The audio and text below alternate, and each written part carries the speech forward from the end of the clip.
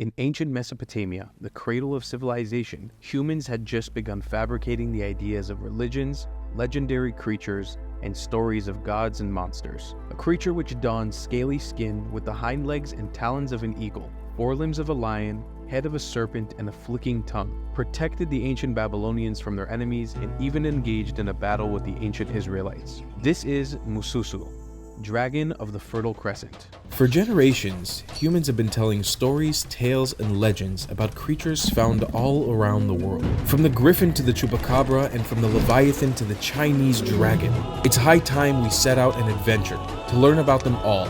This is an expedition for the mythological. Welcome to Mythos Safari.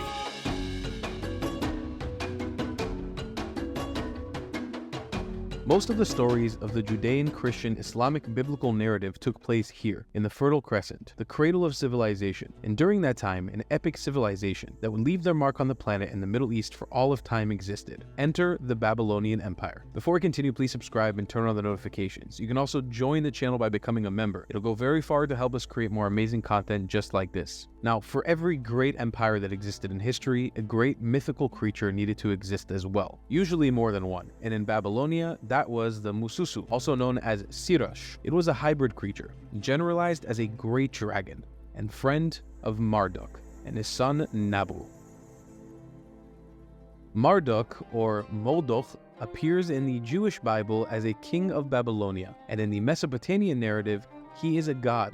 A powerful god, the god of gods, or the god king. There really isn't a clear start or end, no beginning or finish line to the relationship between Marduk and his dragon friend, because the Babylonians told their legends in senses of symbols rather than facts. There is heavy symbolism that follows throughout most of the story, but for the sake of trying to explain it efficiently, we'll start with the Babylonian creation myth, known as the Enuma Elish. The Enuma Elish, also known as the Epic of Creation, is a Babylonian myth that explains the origins of the universe, the establishment of cosmic order, and the rise of Marduk as a supreme god. Kind of think of it as the Judeo-Christian version of Genesis and/or a scientific narrative of the Big Bang. It was written on 7 clay tablets in Akkadian, dating back to the 7th century BCE. And although the story itself is much older, it likely has roots in early Sumerian and Babylonian traditions. At some point in this epic story of creation, Marduk faces an evil creature called Tiamat, which was some sort of dragon, sea serpent creature, controller of the oceans, and considered more of the feminine spirit or feminine deity. She was the epitome of chaos and primordial darkness. Marduk, a force of light, positivity, and benevolence, faces off with her.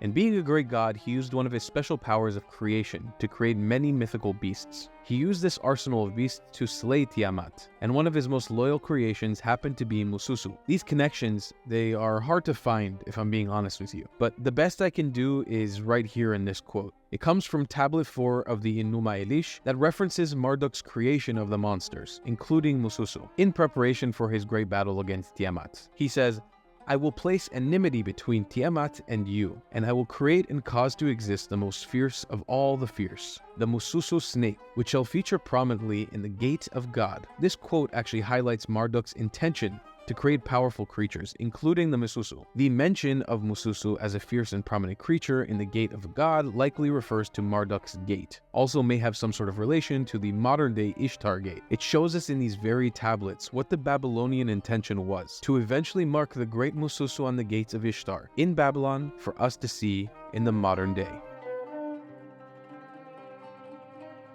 The relationship between Marduk and Mušħuššu is actually quite interesting because the way us modern humans have understood both Mušħuššu as a dragon and Marduk as his master is not exactly accurate. Because for one, Mušħuššu wasn't really a dragon, at least not in the more Anglo-European context of it, and Marduk wasn't really his master, in a sense of a servant and its owner as it's commonly depicted. We speak here in a sense of symbolism, something deeper than just words and definitions. The Mesopotamians were all about symbols, and it's very interesting because their ancient religions, myths, and legends have been the symbols that many belief systems today are based on. They were the cradle of civilization at the end of the day, so that kind of checks out. but their cosmology, their horoscopes, their ideas of religion and gods, it heavily influences a lot of the Abrahamic religions we have today, and a lot of what the modern world is actually based on. So for one, the word dragon. It's a bit of a misnomer in this context. Having spoken the language of Hebrew my entire life, and having family that actually comes from Iraq, or modern-day Babylon, I can confirm that when we call Mušħuššu a dragon, well, we're essentially playing into a bit of a colonialist narrative of the word. You see, when the Old Testament, or Torah, was written,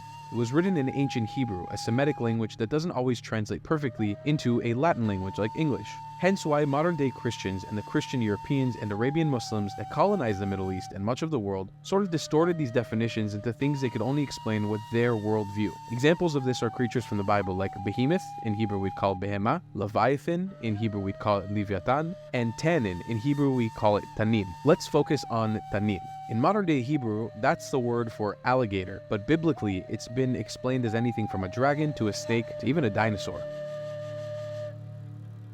It's funny because in the Hebrew Bible, Mušħuššu is kind of mentioned, but from the Jewish perspective. And within a Jewish worldview, it kind of confirms that this creature, whatever it actually was, actually existed. So the story of Baal and the dragon, or in Hebrew we call it Baal ve'atanin, takes place during the time of the Jewish exile to Babylonia, after the Babylonians destroyed the Holy of Holies, the temple of the Jews in Jerusalem, and casted them out to Babylon. The story revolves around what Jews considered a false Babylonian god named Baal, or Baal, and a dragon that the Babylonians worshipped. Sound familiar? In this tale we follow a man named Daniel, or in Hebrew, Daniel. Daniel was a Hebrew, and he lived during this time of Babylonian captivity. This occurred during the 6th century BCE. He was among the young men from Judah who were taken captive to Babylon by King Nebuchadnezzar II after the siege of Jerusalem. Being that Daniel was a Jew and believed in only one God, he challenged the narrative of the Babylonians and their beliefs in what the Israelites believed were false gods or idols. The priests of the god Baal claimed that he consumed large quantities of food and wine, and they offered this to him every day at his temple. To test this claim, Daniel proposed a plan. He covered the temple floor with ashes before Baal's feast and sealed the temple doors so no one could enter or leave. The next day, when the doors were unsealed, Daniel revealed footprints in the ashes, proving that the priests and their families have been sneaking in during the night to consume the offerings meant for Baal. King Cyrus of Persia, who ruled the land at the time, was convinced that Baal was a false god and ordered the execution of the deceitful priests and their families. To prove further that the god was on his side, Daniel confronted the Babylonians' worship of a dragon, claiming it to be a living god. This dragon, or what we call in Hebrew tanin, was a close ally of Baal.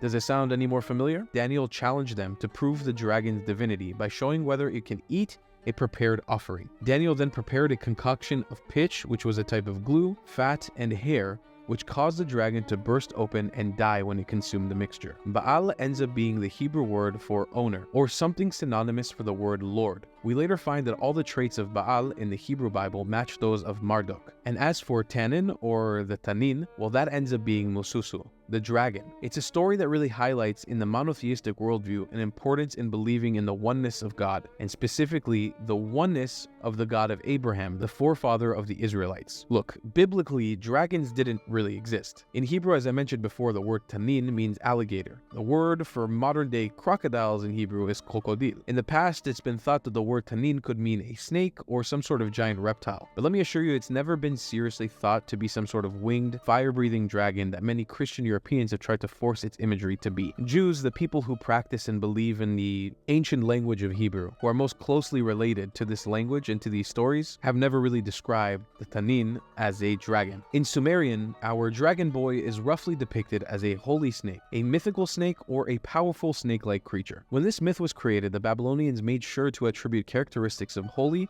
or important animals from the Mesopotamian faiths, like the eagle's feet and talons, lion legs and paws, and scales of a fish, to Mušħuššu. They did this to signify its divinity and holiness, as well as its power. Mušħuššu is usually depicted with a snake's head, a flicking tongue, and its horns or crests often depicted as curving backwards or upwards as a symbol of power and strength. Mušħuššu represents a harmonious fusion of terrestrial and celestial elements, reflecting Babylonian cosmological beliefs and the divine order established by Marduk. Being that Marduk kind of created the world, we can look at Mušħuššu as the divine offspring of this great god, and one that the Babylonians would go on to incorporate on art, sculptures, and construction to help them feel protected and safe from outside forces. It's interesting to think about how the story of Mušħuššu would have evolved if not for the advent of monotheism, and for the fact that the Babylonians decided to capture Jews and take them enslavement to Babylon. Being that we only have mere art and archaeology left of Babylon, the rest of Mušħuššu's story, that's up to our imagination. And I want to remind you guys to subscribe and turn on the notifications so you can see more amazing videos just like this one. Please also don't forget to become a member and join this channel if you love our videos so we can keep making videos just like this. It'll go a long way to supporting us. And we'll see you guys in the next safari. Goodbye.